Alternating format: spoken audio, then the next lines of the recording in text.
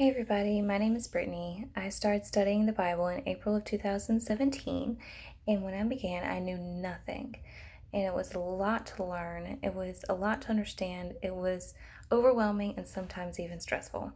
So, what I wanted to do is start a Bible for Beginners Bible study where I just cover the basics, do a quick overview, no explanations, no details, just so you know what's where in the Bible when you want to learn about it. So last week we started Exodus, and this week learned about Moses. This week we're going to do the Ten Commandments and the Tabernacle.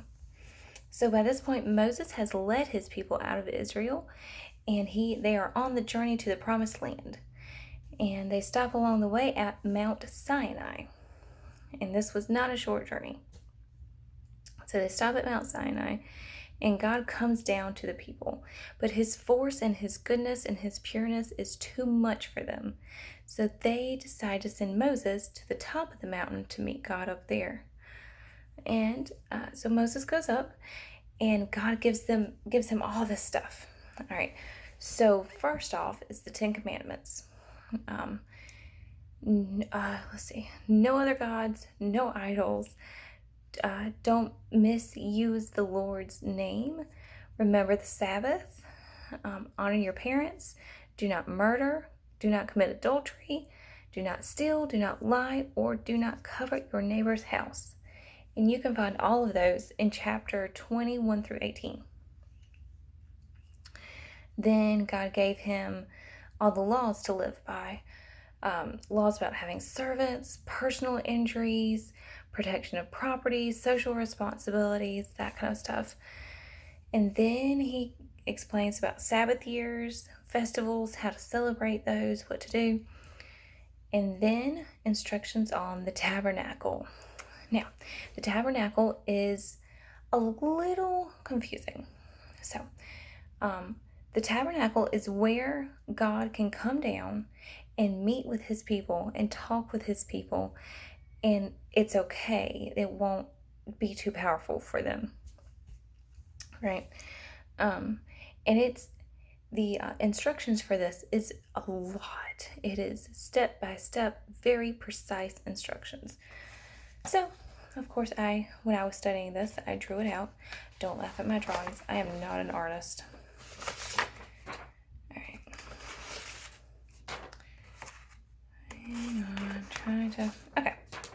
So here is the tabernacle. Make sure I get that focused in there good. See if I can autofocus it. Okay, there we go. Alright, so you've got the gate entrance. You've got the bronze altar. And you've got the water basin for people to clean. And then you've got the tent of meeting, the holy place, and the holy of holies. You see that good? And if you see at the top, it says 75 feet by 150 feet. Can't read my own writing. There you go. And so in this, let's look a little bit closer to this right here. So in that is where you go to meet the Lord. All right. So this is the holy place. So as you go in, and then you've got the table over here. Then you've got the lampstand, and then you've got the golden altar of incense. It's been a while since I studied these in depth. So the table is made of acacia wood, and you have the 12 loaves of bread on it for 12 tribes of Israel.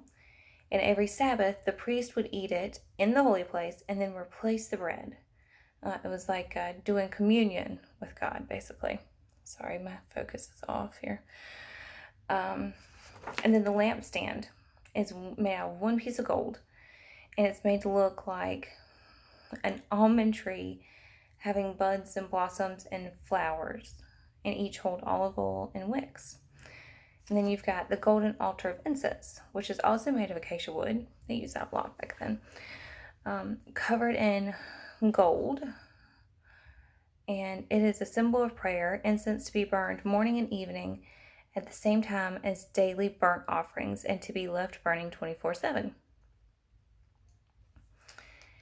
And then you can see it was even set up in a way where it had to be facing a certain way. So you've got the lampstand, the table, the incense, and then you've got this veil right there that divides up the holy place and the Holy of Holies. Now the Holy of Holies is where God is. Only priest could go in there, and it could only be used once a year on the Day of Atonement. Any ordinary person entering that would immediately die from being in God's presence. They had to do a special cleansing ritual, wear special clothing, and they had to burn incense so that their face was covered from seeing God, because you can't see God. Only a few people did, and that's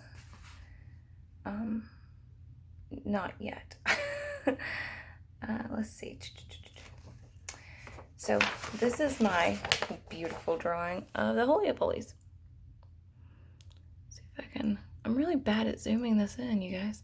And it is a perfect square, 15 foot by 15 foot.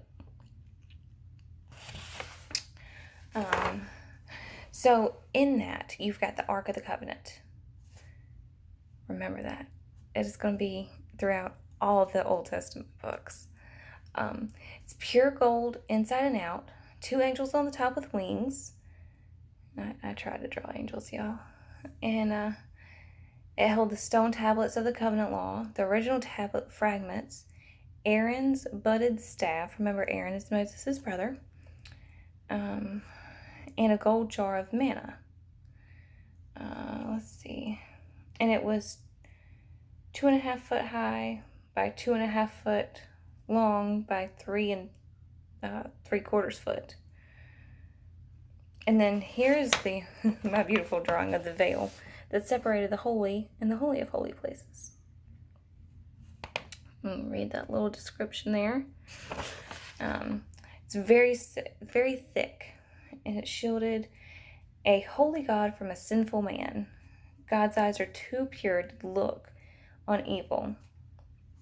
And this is the veil that tore when Jesus died on the cross. You guys remember that?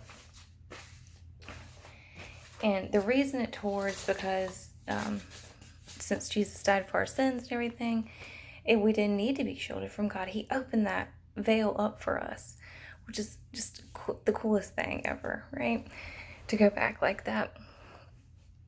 Okay, so let's get back to this. Okay, then the priestly garments. So Aaron, Moses' brother, and his family line were to be priest.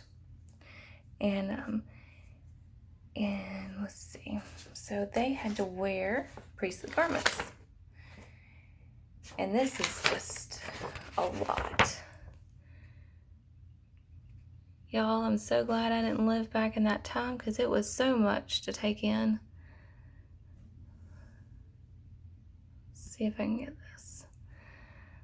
So they had to wear certain, it was all of that kind of, all the rules. Okay. We'll learn a little bit more about that next week, I believe. But, so Moses was up on the mountain, and while he was up there, the people thought that he was taking too long, I guess. And Aaron was over them at this point.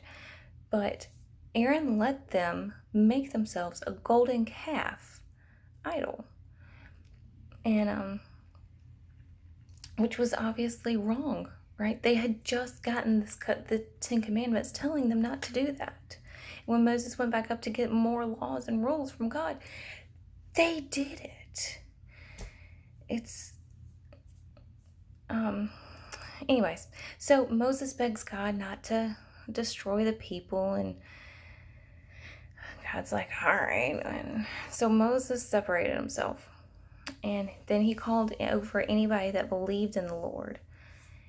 Those people went to kill the rest.